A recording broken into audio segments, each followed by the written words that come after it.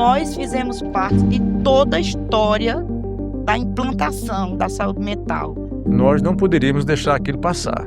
O meu nome é Ivanizete Pinto de Haddad. Tu preferia morar aqui? De volta? Sim? Não, porque eu não gosto daqui. Isso vai mexer com você de algum jeito.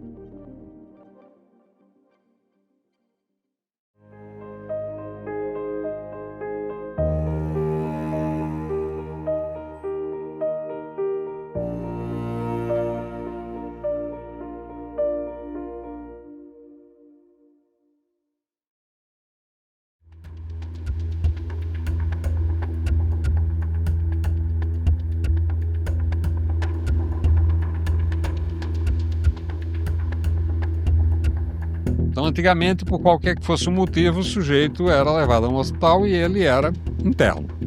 Ou seja, não existia uma legislação a respeito desse tipo especial de paciente, eventualmente privado de sua adequada capacidade de julgar. Isso, sobretudo, nos quadros que nós denominamos de psicoses. A psicose ela é caracterizada principalmente por duas coisas: alteração do pensamento e alteração da percepção de mundo, né? Então, quando a gente fala de alteração do pensamento, a gente fala de delírios, aquelas pessoas que acreditam em coisas que não estão congruentes com a realidade.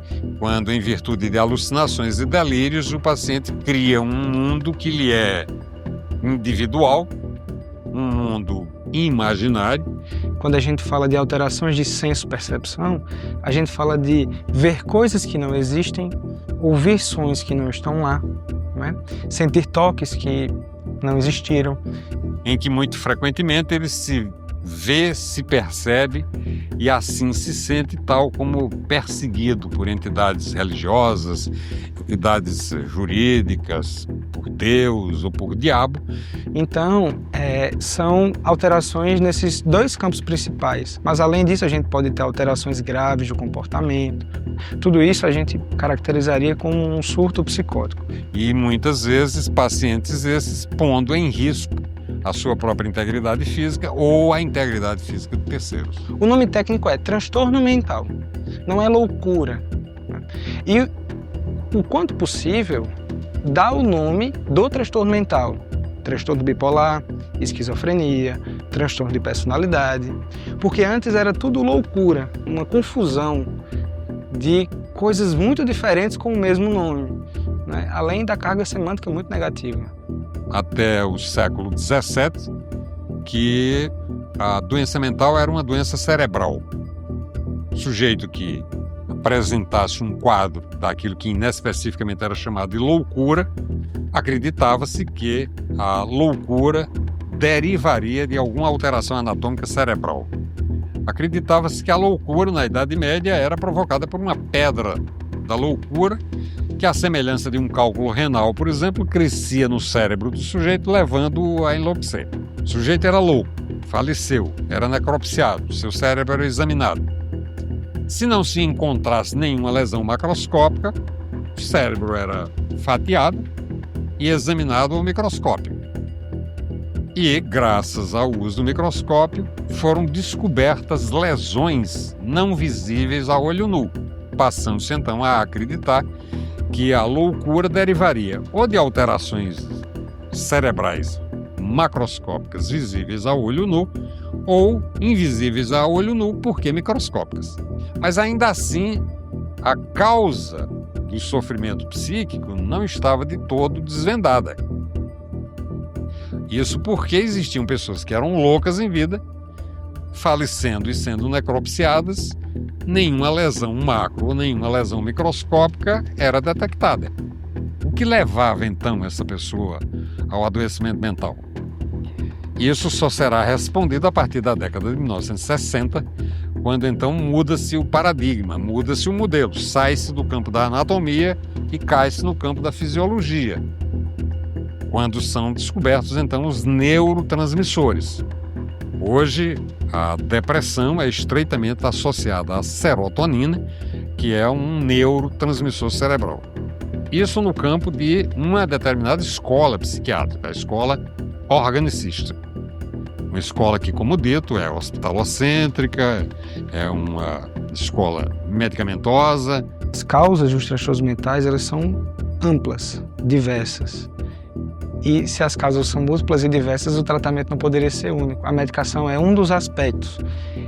Dependendo do transtorno mental, ela vai ser mais ou menos importante, mas é um dos pilares. A escola psiquiátrica dinâmica, ela não trabalha exclusivamente com medicamento, podendo eventualmente utilizá-los, mas, sobretudo, trabalha com elementos psicológicos e psicoterápicos. Para essa escola, não decorreria apenas tão somente de fatores orgânicos, mas de fatores eventualmente determinados ainda quando da primeira infância, a partir da relação estabelecida pela criança entre pai e mãe, a partir daquilo que Freud chamou de complexo de Édipo.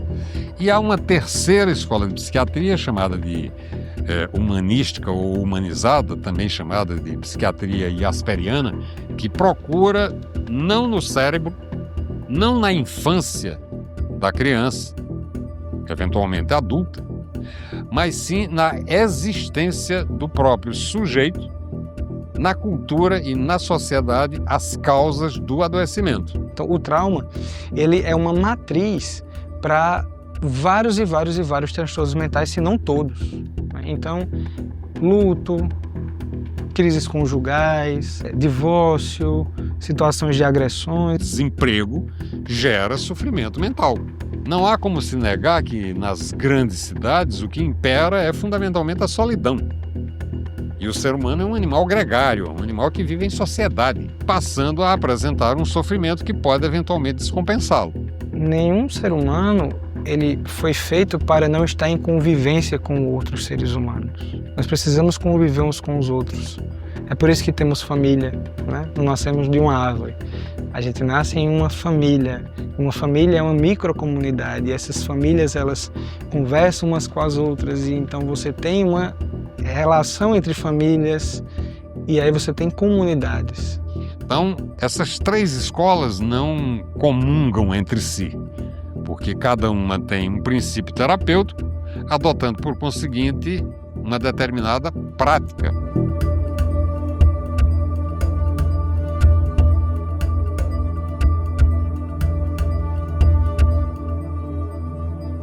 E a psiquiatria passou a ser configurada como uma espécie de auxiliar ou de capacho, digamos assim, de injustiças. Isso porque, de fato, vivíamos aqui no Brasil, 67, 68, uma ditadura militar. Pessoas que eram tomadas como eventualmente perigosas em relação à segurança pública, elas eram hospitalizadas, né, sob pejo de serem portadoras, eventualmente, de transtornos mentais, tal como aconteceu, por exemplo, com Geraldo Vandré. Então, os hospitais psiquiátricos, eles funcionavam de uma maneira que nós podemos, com certeza, qualificar como antidemocrática. Eu não duvido que talvez até alguém que não tivesse nada, que tivesse sido colocado, por exemplo, de castigo por alguma coisa, ou botado lá, tenha desenvolvido alguma coisa. É aterrorizante.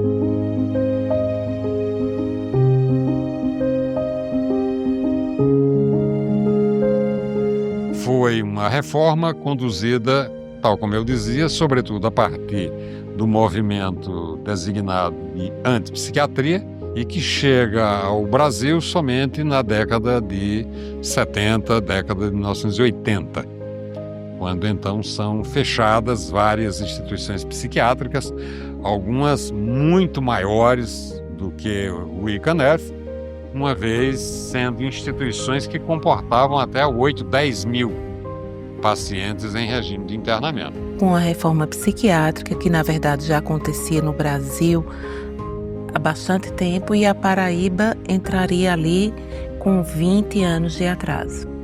Como fazer chegar na população inteira essa proposta da reforma psiquiátrica. A sociedade, as pessoas criticavam muito. Como pode querer fechar, né, um hospital que foi tão importante, um hospital que ajuda tantas pessoas? A questão era como quebrar esse paradigma desse modelo de assistência e sensibilizar as pessoas para esse processo de integração. E para que as pessoas pudessem se apropriar mais desse tema, que sabemos que é alvo de tanto estigma e de tanto preconceito. Não tinha equipe, não existiam propostas concretas.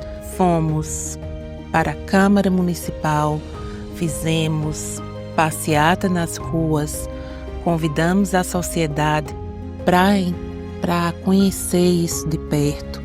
Da sociedade civil, Câmara de Vereadores, os artistas, todas as pessoas se apropriaram desse processo. De modo tal que, de fato, a reforma constituiu-se, eu diria, talvez como, do ponto de vista da saúde, o maior marco, a Lei 10.216, salvo engano, que é exatamente a lei designada como Lei da Desmanicomialização. Essa reforma psiquiátrica que eu li lá no papel, aí eu digo, algo melhor vai acontecer para eles. Aí eu fiquei muito contente.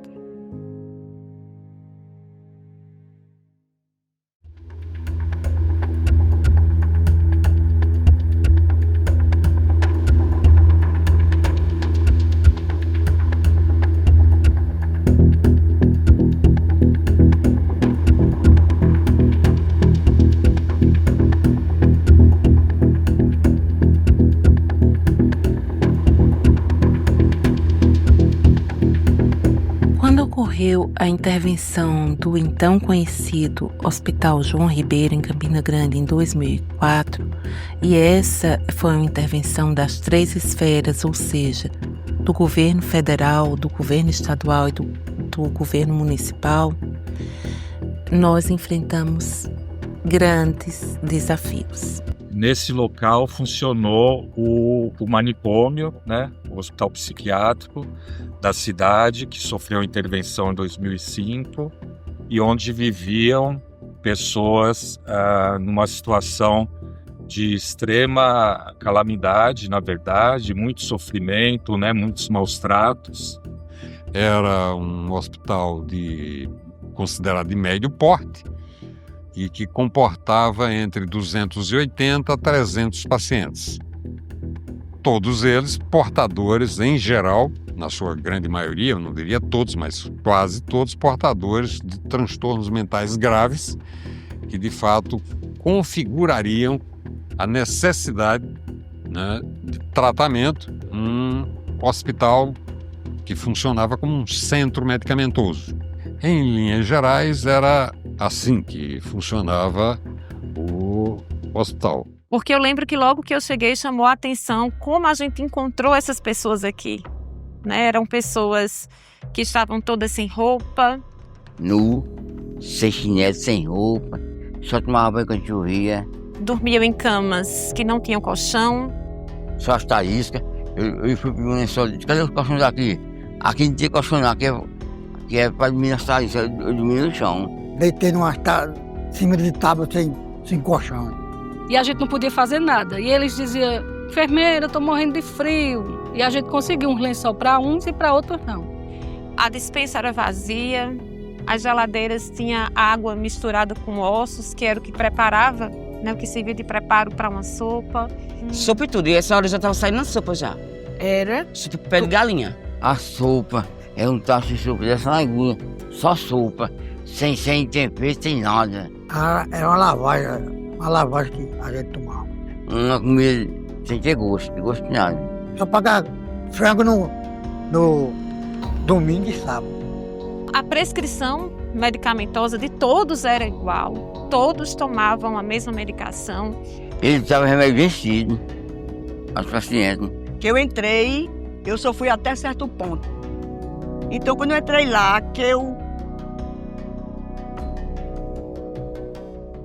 Aí eu não aguentei mais entrar mais pra dentro, porque eu ia ver mais coisas, né? E aí, nós da comissão resolvemos que era necessário mesmo abrir as portas do hospital para que as pessoas soubessem do que a gente estava falando. Foi quando a imprensa veio, registrou. Fui convidado para fazer o registro de uma visita de uma comitiva de inspetores. A princípio, não era para fazer esse tipo de imagem que eu fiz. Era só para fazer o registro da visita. E foi aí onde eu tive contato com aquelas imagens, né? Aquelas imagens dramáticas. E foi a partir dali, eu acho que foi o pontapé inicial para que os governos tomassem posição com relação a esse tratamento.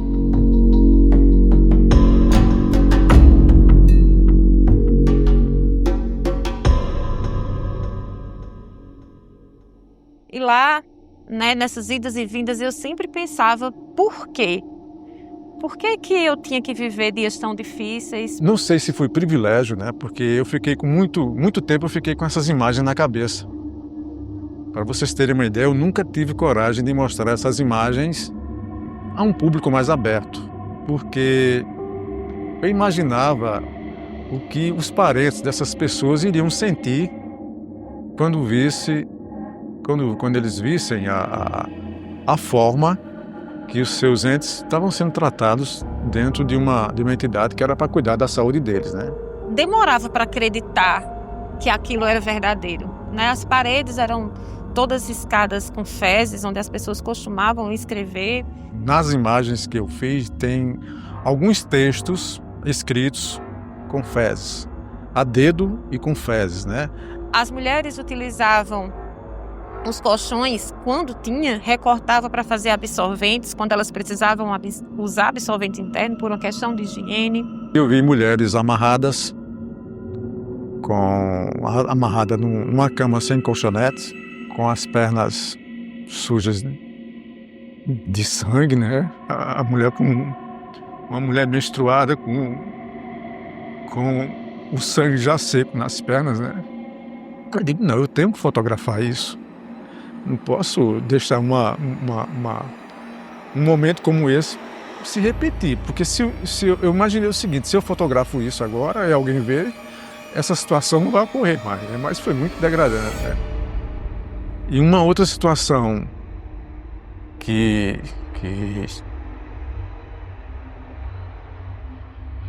foi um senhor moreno, parecido com um primo que eu tenho. Ele num banheiro, era para ser um chuveiro, mas não tinha um chuveiro, né? Tinha uma torneira, ele com os pés descalços pisando nas fezes e pegando água para beber. Isso é degradante demais. Tomavam banhos coletivos, né? Pareciam verdadeiros animais. O banho era com tudo.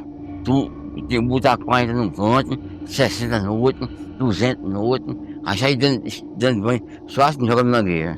O banho sem shampoo, aqui no hospital, sem sabonete, sem nada. Os odores, né, os cheiros, os gritos, muitos gritos, né?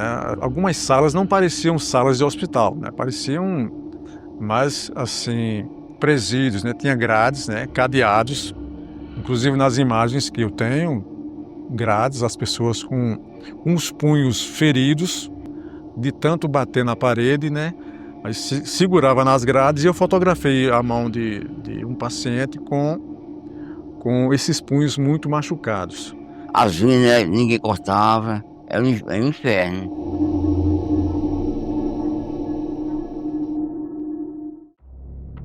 Na primeira vez que eu retornei àquele espaço, me vieram as lembranças daquele grande corredor, porque eu já tive parentes que teve passagem por aquela entidade, né? Que eu fui visitar, e a visita era uma coisa meio segregada, você só poderia ir até um determinado espaço, você não poderia ir para aquele lado, não iriam saber nunca como era que funcionava aquilo lá, né?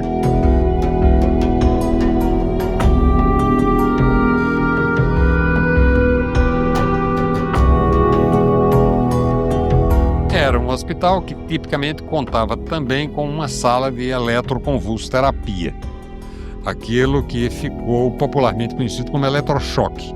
Essa sala funcionava nas dependências do hospital, defronte ao setor administrativo. O senhor levou choque? Eu disse assim, você vai fazer. Ele falou, não. Aí você vai fazer a força. Eu ficava assim, me tremendo, cabeça doente, dava cabeça deu. Na verdade, o eletrochoque era uma forma de tortura, quando a voltagem elétrica aplicada era uma voltagem altíssima, enquanto que na eletroconvulsoterapia a voltagem era uma voltagem baixa, era uma voltagem de 2 a 5 volts, né? E que promovia, segundo a teoria vigente, a depressão, ou seja, o esvaziamento de determinados neurotransmissores cerebrais que, quando em excesso, promoviam as crises de agitação psicomotora apresentadas pelo paciente. A eletroconvulsoterapia, que é uma terapia que salva vidas, que nós sabemos hoje que muda prognóstico. Por exemplo, você tem pessoas com depressão, com ideação suicida, grávidas com depressão. Elas são submetidas a esse processo que é realizado em um hospital, sob anestesia, o paciente não sente nada e ele melhora, e melhora muito. O que aconteceu é que nós desenvolvemos uma técnica e hoje ela é usada para salvar vidas. Pode ter sido usado como tortura. Ele chega às 5 horas da manhã, acordando os pacientes, dizendo que quer fazer banho. Na sala de cirurgia, nós chegávamos lá, ia buscar a gente. Não era exame de choque, tomava o banho sim, depois fazia o exame.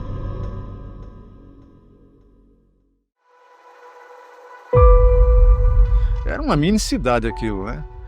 Tão grande que não dava para o cara ter um controle absoluto do que se passava ali dentro. Já na saída tinha uma espécie de uma quadra de um monte de gente lá, uns deitados, outros em pé. Parecia um campo de concentração, né? Poxa vida, mas como é que o cara sai daqui? Ele pode entrar bom, ele sai daqui pior do que ele entrou, né? Ele pode entrar aqui, a pessoa mais sã do mundo não vai sair com os juízes perfeitos vivendo um drama desse, né? Você tem todo o trauma envolvido no processo de cuidado, que isso também é adoecedor. Piorando muito mais uma doença mental que já existe, ou até sendo uma espécie de gatilho para alguém que não tinha um problema. E eu acho que ninguém ali tinha a saúde perfeita, não. Nem as pessoas que se diziam sãs deveria ter a saúde perfeita, porque como é que se acha aquilo natural? Não tem como, né? Não dá para você achar que passou por isso e tá tudo bem. Isso vai mexer com você de algum jeito. Gente, como eu sofri dentro daquele quarto, um pedaço de quarto escuro, com todos os prontuários ali, prontuário de não sei quantos anos, para eu folhear de um em um para fazer esse levantamento. Eu passei uma semana fazendo. Cada dia que eu chegava era um sofrimento. Mãe, me tire daqui, mãe, me tire daqui. Eu saí de lá, eu disse, Senhor, se eu não enlouquecer agora, eu não enlouqueço mais nunca. Esse lugar aqui, um prédio antigo, frequentou muito tempo os meus sonhos, né? Tive muitos pesadelos com ele, e digo pesadelos porque ele carregava uma carga de sofrimento muito grande. Por isso que eu passava tantos dias, né, tendo muitos pesadelos. Era muito difícil. Por isso que eu falo que foi uma experiência que mexeu muito comigo, com todos nós que participamos. A gente falava muito assim, uma comissão não é a mesma depois que passa por uma intervenção dessa, porque é uma intervenção também pessoal, né? A gente vê pessoas naquele grau de sofrimento, então foi um processo de construção muito significativo, né? Não só de trabalho, como eu pontuei, porque a gente perguntava o significado, por que Campina Grande tinha que viver isso, por que a gente tinha que participar desse movimento, né? Onde a gente não pôde nem escolher, né? Eu lembro, olha, a gente vai fechar um hospital. E eu lembro que vocês olhavam assim e diziam, como assim? Como assim? Eu digo, a gente não tem escolha. Não é a gente que está escolhendo, nós não. que vamos receber. Nós fomos conclamados a isso. Nós vamos fechar um hospital. É como se fosse das trevas para a luz mesmo, né? Eles tinham paciente que a gente via que não tinha mais jeito, a visão da gente, né? E eu vejo das trevas para a luz mesmo, principalmente para eles, né? Porque não tinha mais reabilitação, não tinha mais nada que pudesse ser feito. A gente levava, tentava esquecer porque não tinha muito o que fazer. Quando da ocasião do fechamento, eu havia pedido demissão do hospital por conta de alguns desentendimentos administrativos junto à direção do hospital, uma vez que quando da notificação do hospital acerca das medidas a serem implementadas, eu me pronunciei junto ao proprietário da instituição que ele deveria tratar de cumprir aquilo que era uma determinação do Ministério da Saúde, o que ele não levou em consideração. Foi quando ocorreu a intervenção do Hospital João Ribeiro. E talvez esse trabalho, juntamente com os argumentos dos técnicos que vieram, foi o que foi crucial para que se mudasse essa forma de tratar essas pessoas, né? Fechou, porque estava dando choque, judiando. Eu me sinto gratificado porque, de alguma forma, essa denúncia veio à tona, né? Essa denúncia veio à tona e veio de forma de imagem, na forma de imagem, né? Quem realizou de fato a intervenção junto com o Ministério da Saúde foi o povo de Campina Grande. Eu aprendi muito aqui por conta dessa valentia, dessa coragem e tal. Então, assim, toda essa transformação tem a ver com a população de Campina Grande, né? Campina Grande, ela desponta nesse cenário da atenção psicossocial a partir da intervenção. E não só na Paraíba, mas a nível nacional. Foi a partir dessa experiência que Campina Grande foi nomeada, né? Foi reconhecida pelo Prêmio Internacional da OPAS como a experiência mais exitosa em saúde mental em 2005.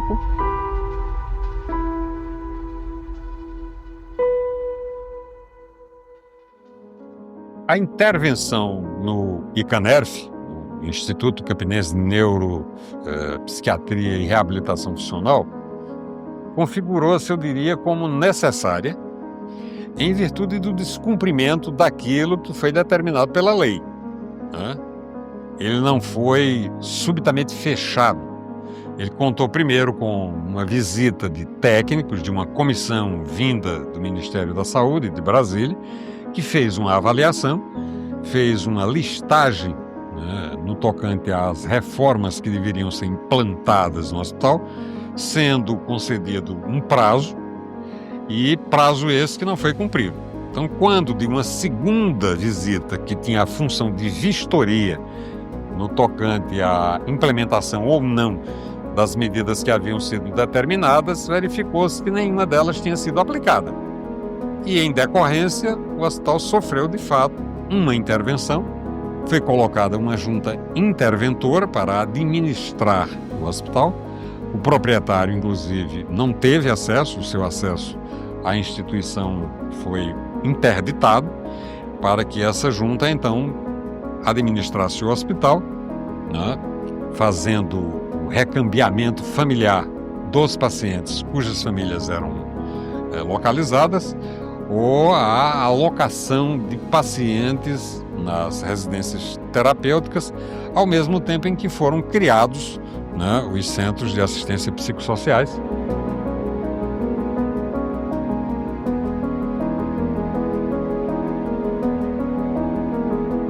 Lembro que, assim, o mais marcante, né, para mim, foi na saída mesmo do hospital, né, quando nós saímos, nós fomos tirá-los de lá, alugamos ônibus, e na saída, né, eu lembro que eu segurei no braço de um dos nossos moradores para ajudá-la a se deslocar, e lembro que olhei para ele e falei: olha, Marise, você nunca mais vai voltar aqui.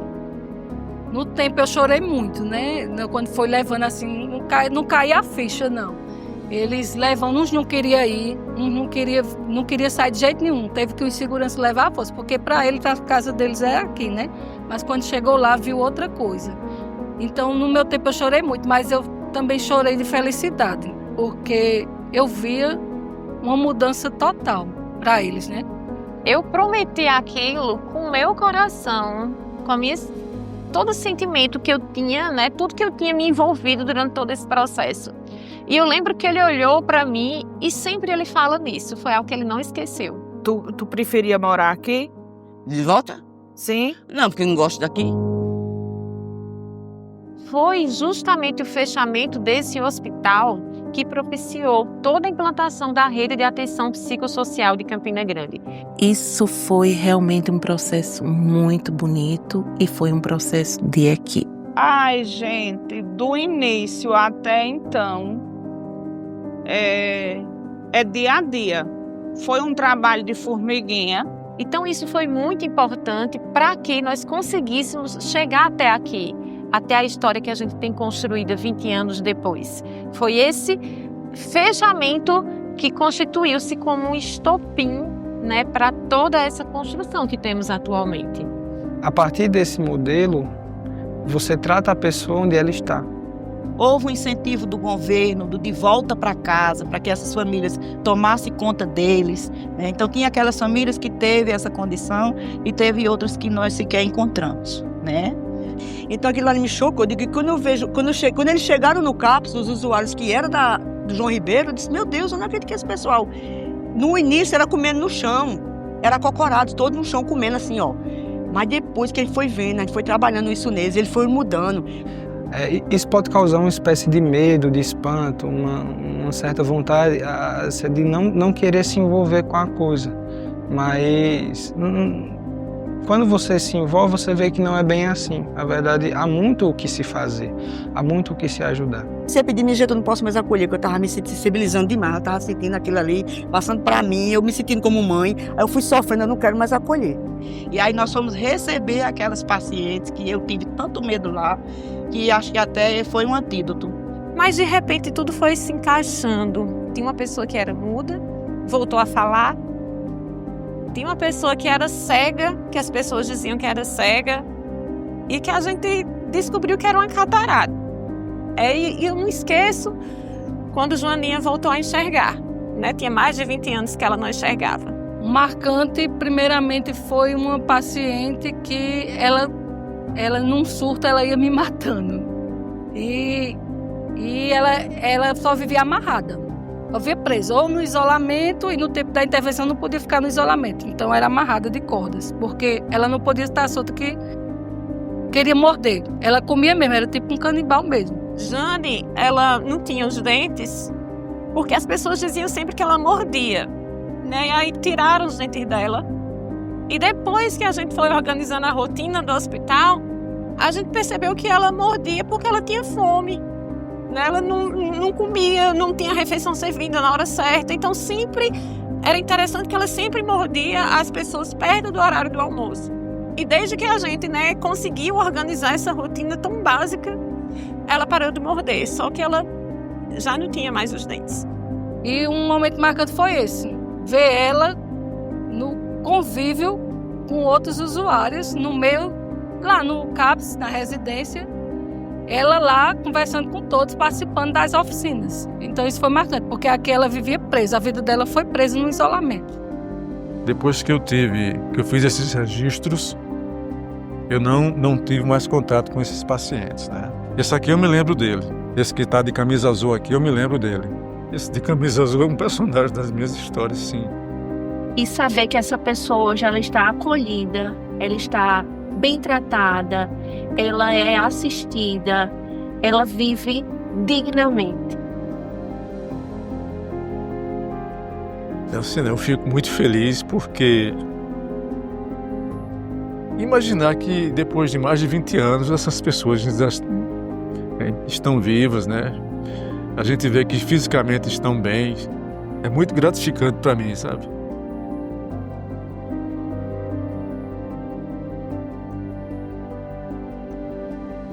Desculpe, pessoal.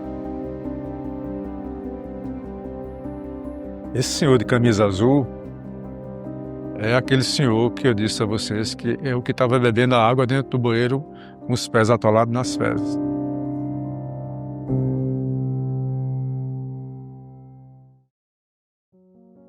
Uma cama, eles ficaram muito felizes de ter uma cama.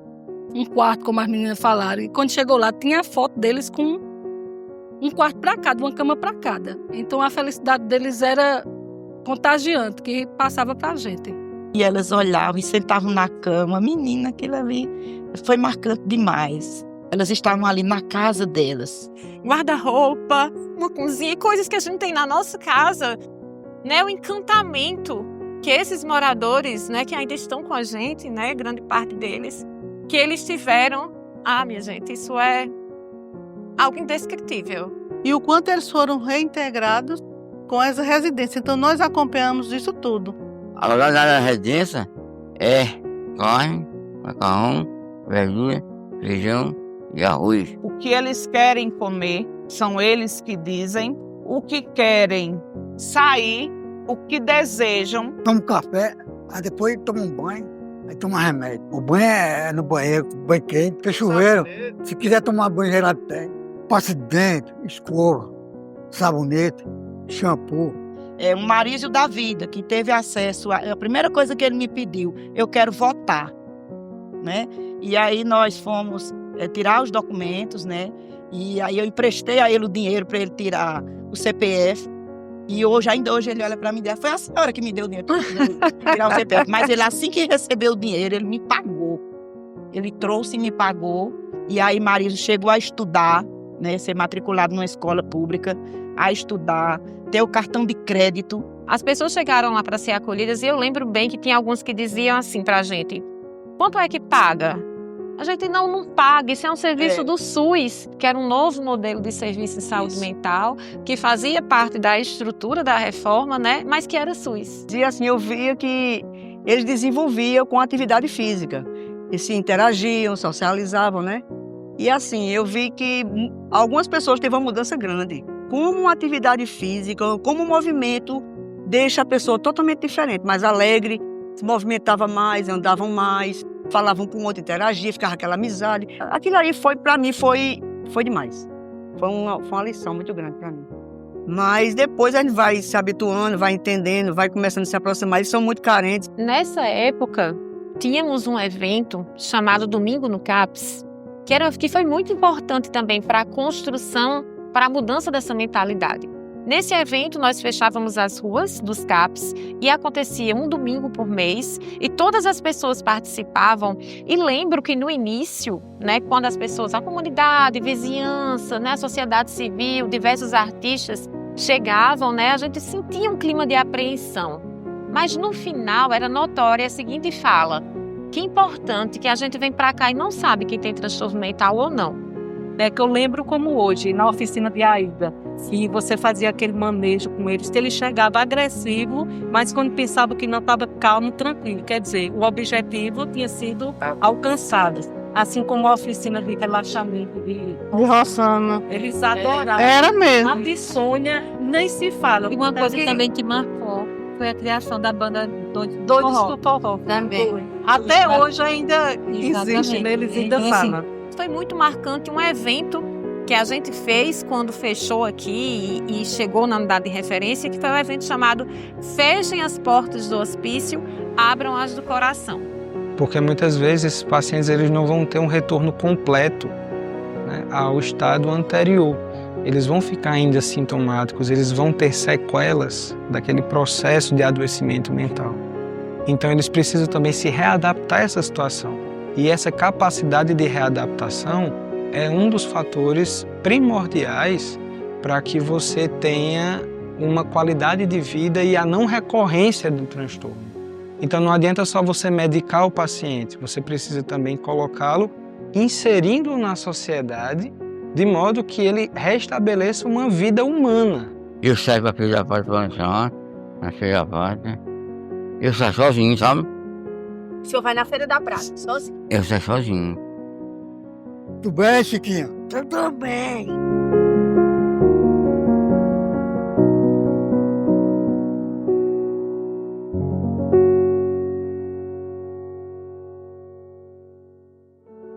É um momento de leveza, porque quando a gente chegava aqui, quando a gente colocava os pés aqui, já era muito pesado mesmo. E hoje, quando a gente chega aqui, que vê tudo diferente, é maravilhoso. O fato desse lugar hoje ser uma praça, né, um parque, e cujo nome Liberdade, com o nome de Liberdade, traz uma emoção muito grande para mim, para todas as pessoas. Inclusive esse espaço é lindo e tem muitas pessoas aproveitando aqui, andando, passeando, fazendo Tai Chi Chuan, talvez, com essa música tranquila. No lugar de trazer maus lembranças, está trazendo boas recordações. No lugar de tragédia, você fosse lá, plantasse flores, fizesse uma praça, fizesse um jardim, o mundo seria bem melhor, né?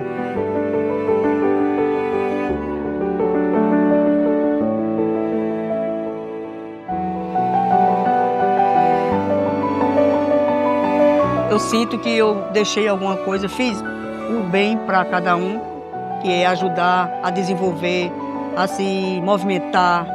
Quem olha os moradores hoje não imagina todo o processo de construção que está por trás disso.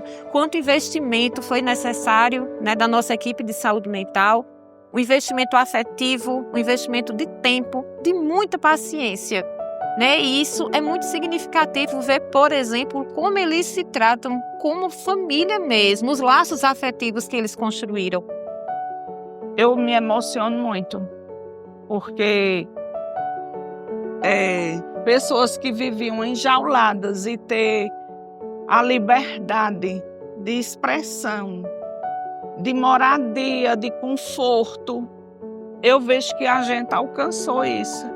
Mas a rede de saúde mental ela é muito mais ampla. Nós temos 9 CAPs, que são Centros de Atenção Psicossocial, sendo 2 adultos, 2 destinados ao tratamento de álcool e outras drogas, 2 infantis.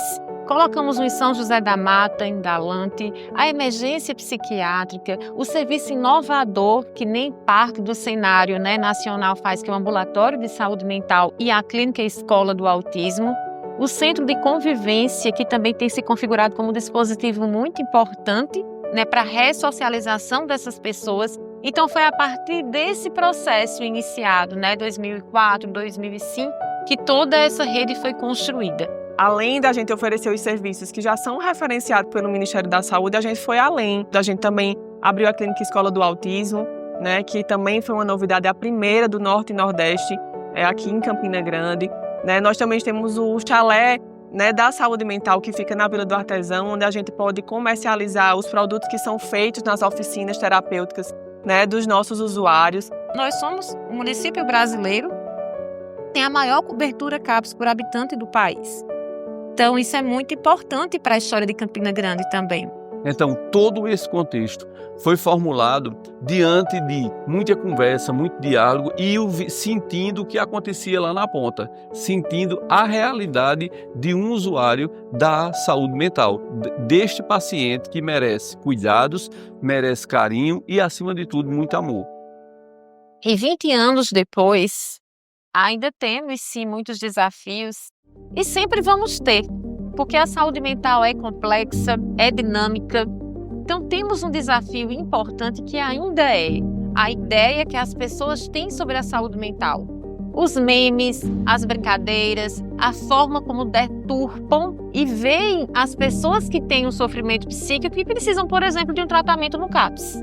Se a gente entende psicofobia como essa carga negativa que existe a respeito da ideia de transtorno mental, como um transtorno totalmente incapacitante que torna a pessoa sem capacidade de discernimento, sem confiança, agressiva, a gente vai ter a perpetuação dessa ideia. E aí, quando você conhece a manifestação do transtorno, você sabe o que pode acontecer se ele entrar em crise, se ele não entrar em crise, o que é que ele precisa fazer, tomando medicação. Então, o preconceito, a gente combate com conhecimento. Porque o manicômio no qual falamos, no qual combatemos, ele não está só nos locais de atendimento. Muitas vezes ele está na nossa cabeça e nas construções que temos em relação ao transtorno mental. Pois é, nós assumimos a gestão num momento muito desafiador. Foi o momento da pandemia, né, um dos piores momentos da pandemia. E além de lidar com a própria pandemia, nós tivemos o desafio de lidar com o pós-pandemia também. Né, de tudo aquilo que as pessoas tinham vivido, das experiências, dos traumas, né, do que as pessoas tinham passado. Então a gente costuma dizer que um boom na saúde mental, né? E antes, por exemplo, quem tinha um certo preconceito com a saúde mental passou a entender a importância da gente cuidar, né, da nossa saúde mental. E o psiquiatra, ele é médico de quê? Ele trata o quê? Não é? Ela é o quê? Na verdade, é a alma. É esse lugar que nós tocamos. E não existe alma igual a outra. A maior ferramenta terapêutica com a qual o médico ou a médica pode contar no interior do seu consultório ainda se chama palavra e relacionamento médico. A psiquiatria, ela avançou ao ponto da gente conseguir hoje uma realidade muito diferente com relação ao prognóstico dos pacientes, né? Como essas pessoas elas conseguem viver mesmo depois de terem um diagnóstico, né, de um transtorno mental. Estamos aqui hoje, né, 20 anos depois, contando essas histórias. Quem imaginaria naquele tempo, né? Porque vê-los no shopping, na praça, na padaria, comemorando aniversários, na feira, no ir e vir, no comércio, escolhendo suas roupas, parece até inacreditável que há 20 anos atrás eles poderiam viver isso.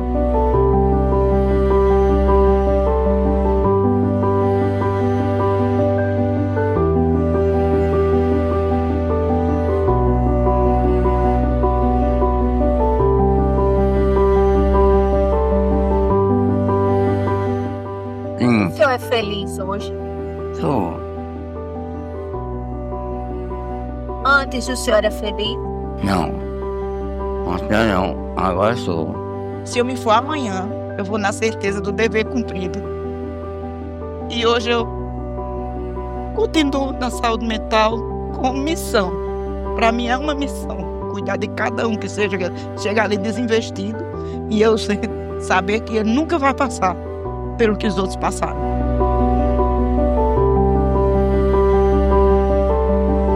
Ter o amor ao outro, fazendo desse outro um sujeito da existência, né? E muitos também, o que a gente também sofreu, porque a família abandonava. A minha família nem vem ver. Ninguém liga pro senhor? Tô achando que se você tá na lota, ele já aparece. Conhece um monte de gente, né? Também estão na história porque são pessoas que deram o seu próprio sangue, né? Sofreram na sua pele para que outras pessoas não sofressem isso no futuro. E hoje eles têm uma história muito diferente. Se foi assim que a história aconteceu, que nós coloquemos essas pessoas no lugar que elas merecem, né? Que não é no esquecimento, né? Mas sim lembradas. Eu quero ser lembrada por ter tido o orgulho, a oportunidade de fazer parte dessa história. E eu sou enaltecida, gratificada por fazer parte também dessa história. A gente tem muita história para contar aqui em Campina Grande, mas eu sei também que a gente ainda vai construir muita história para o futuro, né, e deixar realmente uma marca de que Campina Grande realmente cuida da saúde mental das pessoas. Então o desafio é esse, fazer crescer e fortalecer ainda mais. É esse o conselho que eu dou. Tiremos o manicômio de dentro de nós, porque tal como diz o ditado comum, de louco e de médico, todos nós temos um pouco. Tchau.